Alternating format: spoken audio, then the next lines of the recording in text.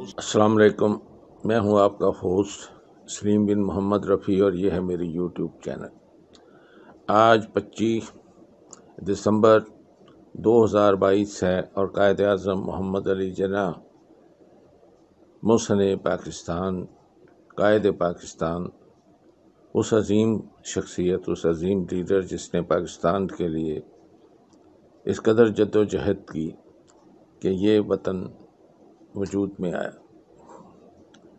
اور میں ایک چھوٹی سی مختصر ان کی حیات زندگی پر ایک نظر ڈالنا چاہتا ہوں، اور میں چاہتا ہوں کہ آپ اور خاص طور پہ وہ جو ہمارے نوجوان نسل ہے وہ اسے غور سے سنیں۔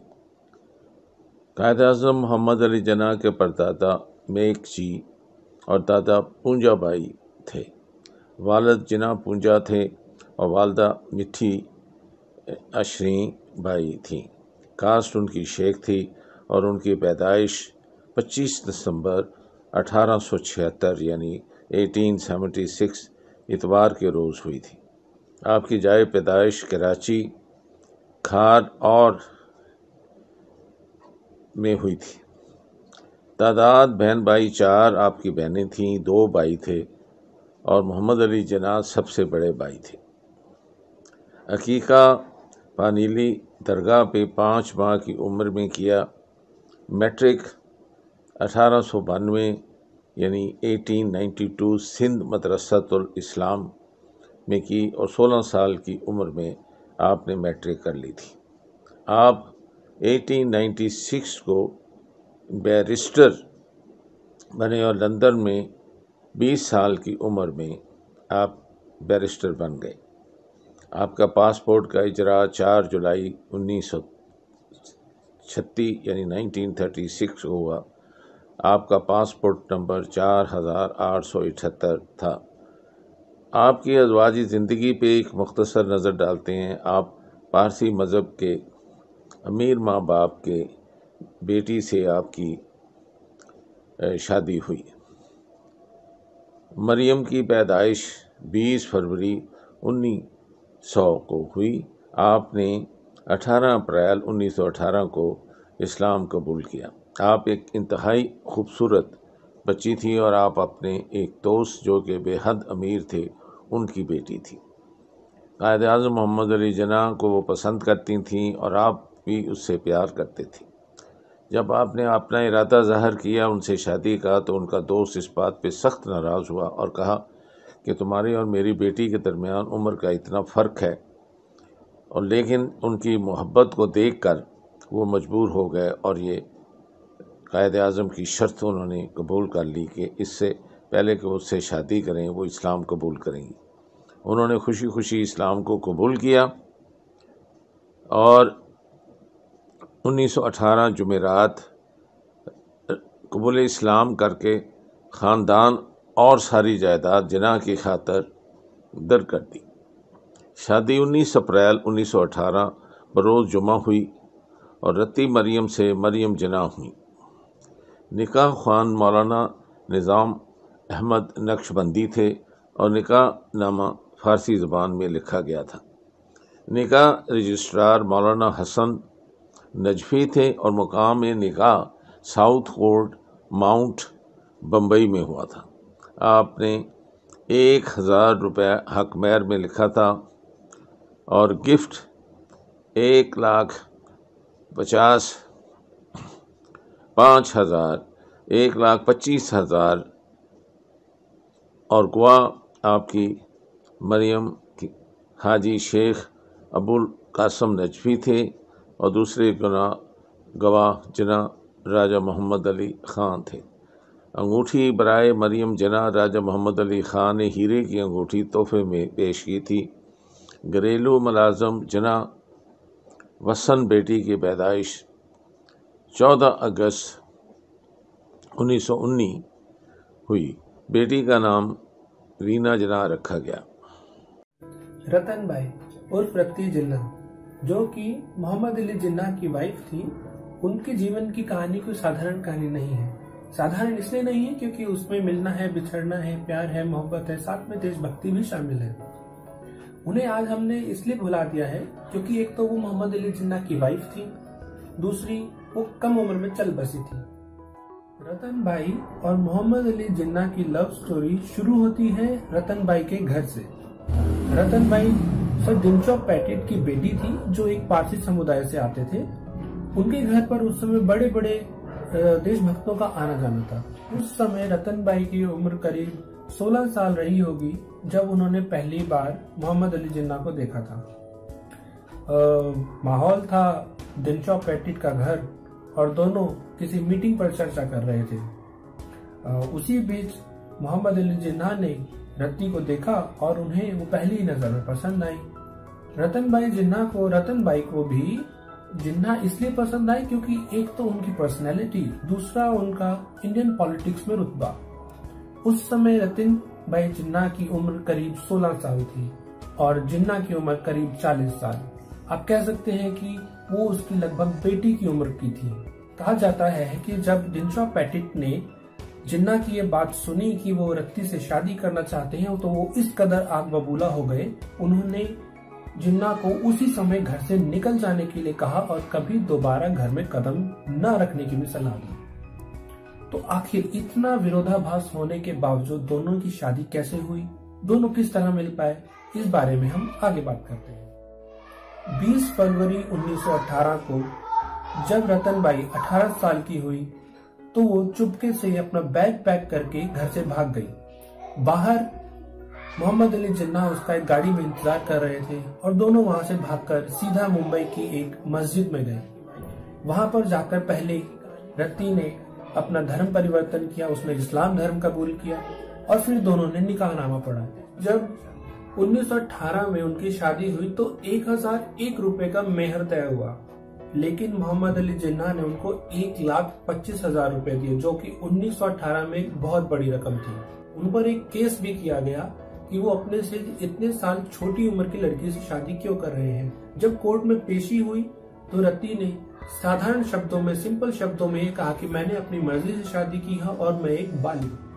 अब बात करते हैं एक देशभक्त रतन भाई की, जहां पर उनके विचार मोहम्मद अली जिन्ना से नहीं मिलते थे।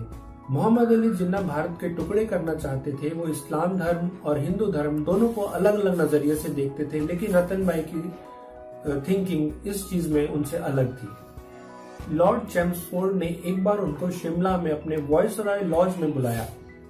दोनों वहां डिनर पर गए और रतन भाई ने उनको हाथ जोड़कर अभिवादन किया। इस पर लॉर्ड चैम्सफोर्ड ने उनको कहा, you must do Roman when you are in रोम।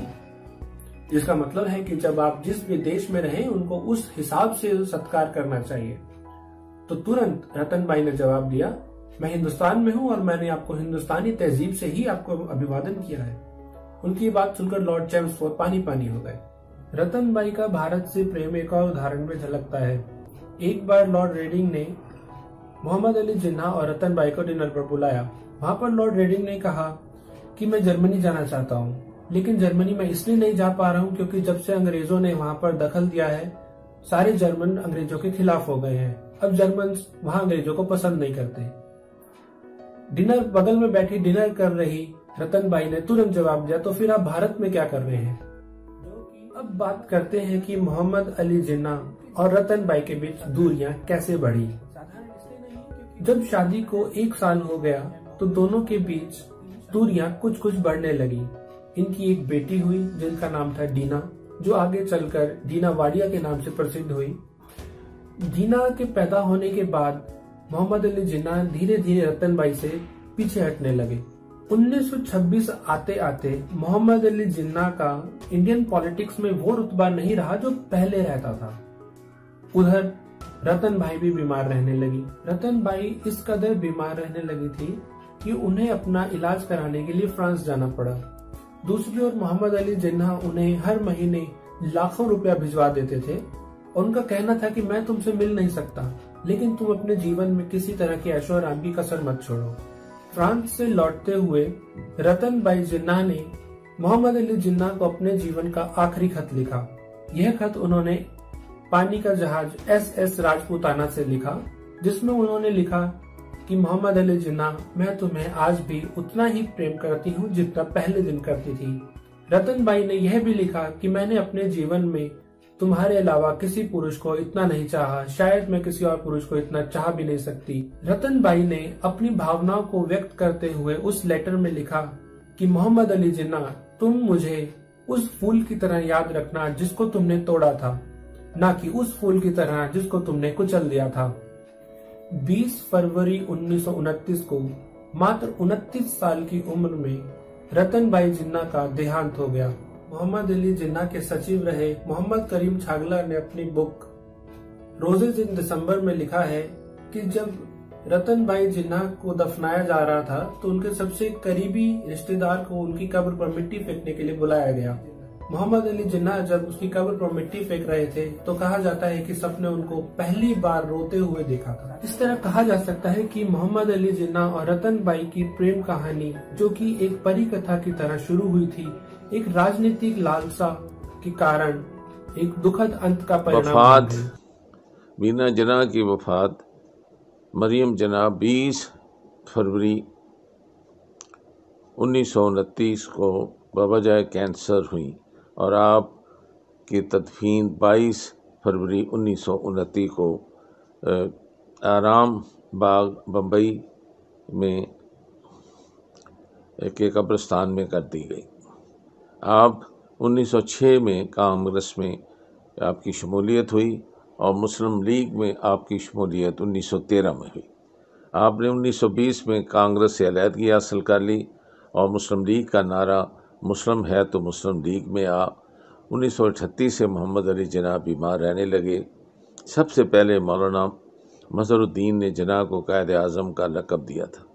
1940 को करारदाद पाकिस्तान मंजूर हुई और इसमें कायद आज़म ने 1 घंटा 40 मिनट तक का खिताब किया। ये आपका सबसे लंबा खिताब था। लाखों कुर्बानियों के बाद कायद आज़म और दीगर रहनुमाओं की अनथक मेहनत के नतीजे में 27 रमज़ानुल मुबारक मुताबिक 14 अगस्त 1947 बरोज़ जुमा पाकिस्तान दुनिया के नक्शे पर उभरा। झंडा सलाई अमीरुद्दीन कदवाई और असम्बली में मंजूरी 11 अगस्त 1947 को हुई।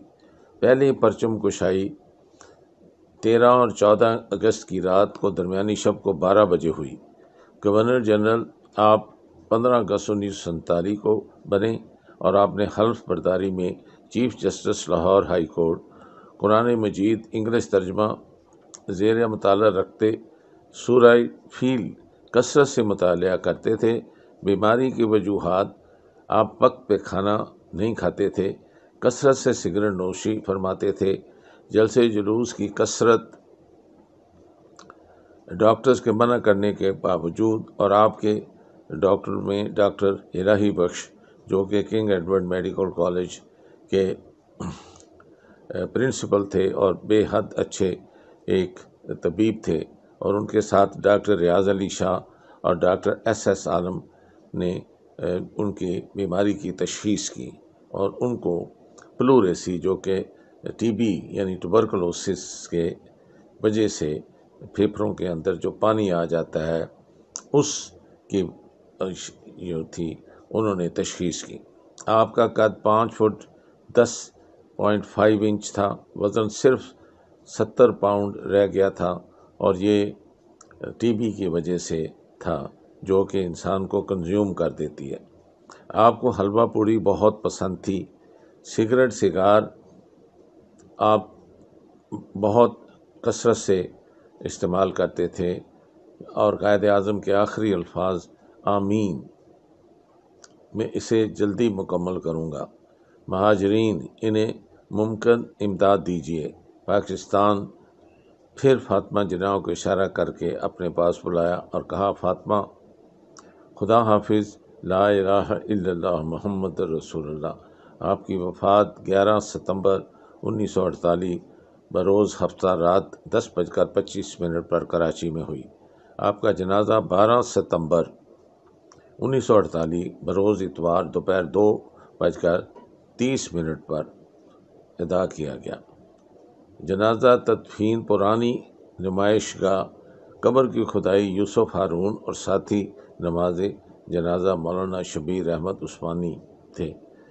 کل عمر آپ کی 71 سال 8 ماہ اور 4 دن تھی۔ پاکستان بننے کے بعد 1 سال 27 دن آپ زندہ رہے اور جنازے میں شرکاء کی تعداد 5 لاکھ سے زیادہ تھی۔ انسانی تاریخ میں پاکستان واحد ایسا ملک ہے جو فوج کی مدد کے بغیر معرض وجود میں آیا، فوج کے بغیر قوم کو مستحکم کیا اور پاکستان قائم کر کے دکھایا۔ ہو اگر خود نہ کروں خود کروں، خود گیری خودی، یہ بھی ممکن ہے کہ تو موت سے بھی نہ مر نہ سکے۔ یہ میں آپ کی خدمت میں ایک مختصر سا میں نے جو آپ کے ساتھ یہ بیان کیا ہے ان نوجوانوں کے لیے اور اپنے ان اسٹیبلشمنٹ اور یہ ڈارک سٹیٹ پلیئرز کے لیے میں ان کو جگانے کے لیے کیا ہے کہ آپ دیکھیں کہ ایک ایسی شخص نے جو کہ باوجود اس کو ایک ایسا موذی مرض لگا ہوا تھا، اور اس کے اصول دیکھیں اور دن رات اس کی کاوش دیکھیں، اور دیکھیں کہ ہم نے اس کو پہلے اس کے نام کے ساتھ کس قدر ہم نے بے غیرتی سے اس کو ٹکڑوں میں بانٹا۔ مجھے یہ بتائیے کہ ایک لوہا پگھلانے والے جو کہ چھوٹی چھوٹی جو سکریپ کو چن کے، یعنی آپ ان کو اگر درجات میں دیکھیں تو آپ ان لوگوں کو دیکھیں کہ وہ ان کا نام استعمال کرتے ہوئے، یعنی قائد اعظم کی جگہ اپنا نام لگا کے، تو قائد اعظم مسلم لیگ نے جو انہوں نے جسے قائد کی لیگ تھی اسے نواز لیگ کا نام دی۔ اس سے زیادہ میری نظر میں بے عزتی اور اس سے زیادہ آپ ان کو یعنی اس کے ساتھ سے میری نظر میں یہ ایسی جو قوم ہے اور اس میں جو اس طرح کا انسان جس نے ان کا نام کے ساتھ اپنا نام یعنی اس کی برابری کی، اسے غیرت سے مر جانا چاہیے۔ اور اسی طرح آپ دیکھیے کہ ایک سپاہی کی بچی، اس کی اولاد اس کو قاف لیگ کے نام سے وہ اس کو کرتی ہیں، ان کا قائد اعظم سے دور دور کا کوئی تعلق نہیں ہے، اور ان کا کیریکٹر دیکھیں اور ان لوگوں نے جس طریقے سے لوٹ مار انہوں نے لوٹ گسوٹ کی ہے، اور ان لوہاروں نے جو لوٹ گسوٹ کی ہے ابھی تک اس کے اثرات جو ہیں، یعنی ایک خون چوسنے والے ویمپائر کی طرح انہوں نے قطرہ قطرہ اس پاکستان کا جو بغیر آرمی کے، جو بغیر ملٹری کے بنا تھا، اور یہ دیکھیں کہ اسی ملٹری نے کس طریقے سے ناجائز قابض ہو کر اس ملک کے پہلے 2 لخت کیا، 2 ٹکڑے کیا، اور ابھی تک ان کا پیٹ نہیں بھرا۔ ابھی تک آپ دیکھتے جائیں کہ وہ ڈائریکٹلی اور انڈائریکٹلی چھوٹی سے چھوٹی بات کی اس ملک کی وہ دخل دیتے ہیں، اور میرا خیال ہے کہ جو انہوں نے ظلم کیا ہے لوگوں کو ننگا کر کے، لوگوں کے بیڈ رومز میں داخل ہو کر ان کی بے حیائی سے، یعنی بوڑھی عورت اور بوڑھے مرد تک کی ننگی فوٹو کھینچ کے ان کو بلیک میل کیا گیا، ان کو مارا گیا، صحافیوں کو مارا گیا، سینیٹرز کو مارا گیا، آپ نے کسی لیڈر کو نہیں چھوڑا، آپ نے عورتوں کے اوپر اپنی وہ گیس پھینکی، ان کو بچیوں کو آپ دیکھیں کہ کس طریقے سے اس کے اندر جو اس کے کیمیکل کے اثرات ہیں کس طریقے سے آپ نے ان کو تکلیف دی۔ ایک ریٹائرڈ جج کے آدھی رات کے گھر آپ نے اس کا گیٹ توڑ کے، اور وہ علامہ اقبال جو ہمارے شاعر ہیں جنہوں نے اس کا اپنی خواب دی تھی اس پاکستان کی، اس کے گھر کو جا کر آپ نے بلڈوز کر کے دروازے کو اس کو توڑا، اور بغیر کسی وجہ کے اس طرح کی غنڈہ گردی کی۔ اور آپ دیکھیں کہ ہم کس قدر گر چکے ہیں۔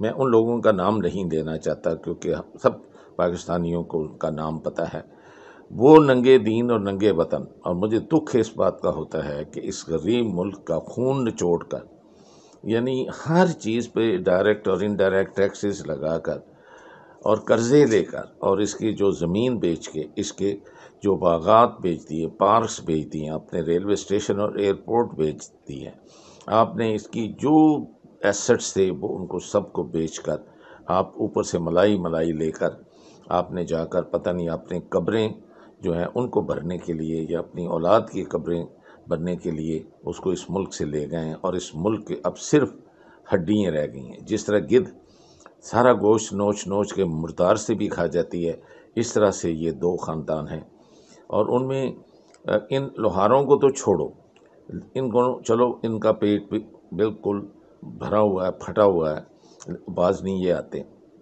اور ابھی تک اس ملک کے یہ پیچھے پڑے ہیں، اور ہر طریقے سے یہ لوگوں کو بلیک میل کرتے ہیں، خریدتے ہیں، ججوں کو، کمشنرز کو، ڈپٹی کمشنرز کو، ایون جو لوگ ان کے سیاست میں ان کا ساتھ دیتے ہیں، جن کو یہ ٹکٹ دیتے ہیں، ان کو یہ خود خرید لیتے ہیں، ان کا یہ کرایہ دیتے ہیں، ان کو دوسرے شہروں سے لا کر اپنے پاس گاڑیاں دیتے ہیں، تو ان کے اپنے ملازموں کی طرح ان کو پھر کھڑا کر کے تو ان کے ممبر پارلیمنٹ کے بنتے ہیں، تو وہ پھر ان کے دروازے کے جو ہے نا وہ محافظ، میں اس لفظ کو استعمال نہیں کرتا کہ ہمارے، کیونکہ اس میں کتا ہی ہے جو زیادہ وفادار ہے، اس لیے وہ اس سے یعنی شاہ سے زیادہ وفادار بن کے ان کے ساتھ چمٹے رہتے ہیں، کہ وہ ان کی انویسٹمنٹ ہے، شریفی انویسٹمنٹ ہے شریفوں کی، ججوں میں ہے، وہ ملٹری میں ہے، وہ بیوروکریٹس میں ہے، پٹواریوں میں ہے، آپ کو ہر فیلڈ میں ان کی وہ ملے گی، امبیسڈرز میں ہے، باہر کے ملکوں کو جب یہ ملتے ہیں تو وہاں یہ اپنے ملک کا سودا کر دیتے ہیں۔ تو ان ننگے دین ننگے وطن لوگوں نے آپ دیکھیں کہ اس ملک کے ساتھ کیا کیا ہے۔ اب اس کی آپ کو اثرات آپ کو اپنی اسٹیبلشمنٹ میں بھی ملتے ہیں، ججوں میں بھی ملتے ہیں، آخر اسی کوٹے میں سے یہ لوگ اوپر آئے ہیں، انہی نے ان کو ریکمینڈ کر کے ان بڑی بڑی پوسٹوں پہ لگایا۔ یہی چیز بھٹو جس نے اچھا خاصا پولینڈ یونائٹڈ نیشن میں ایک ریزولوشن لے کے آ رہا تھا، پہلے انہوں نے مجیب الرحمان کے ساتھ کی، وہی جو کہ اب کر رہے ہیں، 2022 میں بھی وہی کر رہے ہیں کہ پبلک کا جو مینڈیٹ ہے اس کی پرواہ کیے بغیر کہ یہاں کی پبلک کیا چاہتی ہے، وہ دیکھتے ہیں کہ یہاں کی جو ملٹری کیا چاہتی ہے، اور یہاں کی جو دوسرے حکومت جو ملٹری کے ذریعے پپٹس کو، جس سے سو کال ایک جعلی جو ڈیموکریسی ہے، government for the people by the people, وہ اس نام کی وہ صرف دکھاوے کے لیے ایک پتلیوں کا آگے ایک وہ شو بنا دیتے ہیں، اور اسے ایک اپنی مرضی کی گورنمنٹ انسٹال کر کے، لیکن ان کے جو بٹنز ہیں وہ کہیں پینٹاگون میں، وہ وہاں انہوں نے جہاں اس کا سودا کیا ہوتا ہے، اور 1958 سے آنورڈز آپ کو 2022 تک مستقل آپ کے ان قدموں کے نشان آپ کو ملتے ہیں۔ تو یہ قائد اعظم کی میں نے ہسٹری آپ کو اس لیے بتائی ہے کہ جب اس تناظر میں آپ ان کو پرکھیں گے تو آپ کو کس قدر کراہت، کس قدر متلی اور کس قدر نفرت آپ کے ابھرے گی، اور اب بھی یہ لوگ جو گدے ہیں یہ اس کو چھوڑنے کے لیے تیار نہیں، نہ اسٹیبلشمنٹ اس کو چھوڑنے کے چلیے، ان کے منہ کو ایسی وہ طاقت کا مزہ لگا ہوا ہے، اور نہ ہی یہ دو خاندان جو پہلے بھٹوس تھے پھر وہ زرداری کو ٹرانسفر ہوا، اور یہ جو شریف ہیں، اور انہوں نے اپنے بچوں کا نہیں، انہوں نے پوتوں دوتوں تک اس ملک کو انہوں نے قابض رہنے کے لیے اور کنٹرول کرنے کے لیے انہوں نے پوری پلاننگ بنا رکھی، اور قائد اعظم کی روح قبر میں کروٹ لیتے ہوئے اس کو درد ہوتا ہوگا، تڑپتی ہوگی، چیخوں کی آواز آتی ہوگی کہ ان لوگوں کے لیے میں نے جو بے غیرت ہیں، جن کو کوئی یہ احسان فراموش ہیں، اور یہ لوگ یہ دیکھیں کہ اس کے متعلق کیا کیا یہ برائیاں کرتے ہیں، اور اس ملک کا ہم نے کیا حال کر دی ہے۔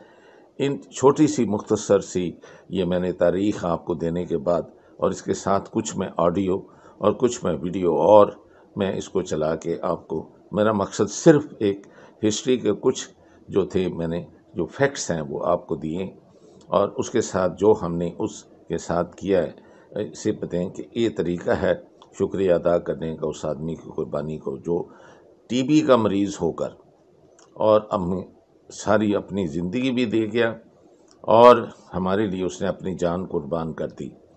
تو یہ ہم کہتے ہیں قائد اعظم تیرا احسان ہے احسان، ارے بھیا ہم تو احسان فراموش ہیں نا، ہم اس کا مطلب ہے آرمی میں بھی احسان فراموش ہیں، ہم سول میں بھی فراموش ہیں، ہم پروفیشنلز بھی احسان فراموش ہیں، ہم جوڈیشری میں بھی احسان فراموش ہیں، ہم اگر سیاست میں ہیں تو وہ بھی احسان فراموش ہیں۔ یہ کیا کیریکٹر ہے؟ کیا یہ مسلمان کا کیریکٹر ہے؟ میرا تو خیال ہے یہ اگر ہم اپنے گریبان میں دیکھیں تو یہ انسان کا بھی کیریکٹر نہیں ہے۔ احسان فراموشی سب سے بڑا گناہ ہے، اور یہ ابھی تک اس کا پیچھا نہیں چھوڑ رہے۔ کب جاگیں گے؟ ارے جاگیں، یہ 25 دسمبر آپ کو جگانے کے لیے ایک کال ہے۔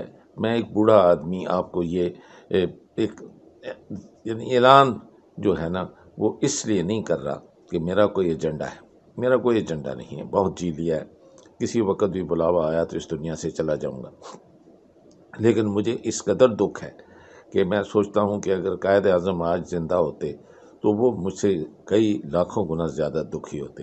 ان الفاظ کے ساتھ کہ ہمارے ججز خاص طور پہ جاگیں گے اور وہ اسٹیبلشمنٹ کو اپنے کنٹرول میں کریں گے، ایسے قانون بنائیں گے کہ ہر ایک کی اکاؤنٹیبلٹی ہو، اور یہ ڈاؤن بالکل کامن مین تک آپ ان لوگوں کو بالکل کبھی گورنمنٹ میں نہیں آنے دیں گے جو اس طرح کے لوٹ مار کے عادی ہوں۔ اور یہ جو NRO 1 اور NRO 2 سے دے کر آپ ان کے گناہ معاف کر کے سارا کھایا پیا ان کو ہضم کرا کے، کیونکہ آپ خود اپنا جو کرپشن کا پیسہ بچانا چاہتے ہیں، اس سے اعتراض کریں گے، اس سے ہٹ جائیں گے اور توبہ کر لیں گے، اور یہ ملک پھر آپ دیکھیں گے کہ یہ کوہ ہمالیہ کی چوٹی کی طرح یہ ترقی کرتے کرتے اتنا بلند ہو جائے گا کہ لوگ حسرت سے آپ کی طرف دیکھیں گے۔ میں ان الفاظ کے ساتھ، ان دعاؤں کے ساتھ میں آپ سے اجازت لیتا ہوں۔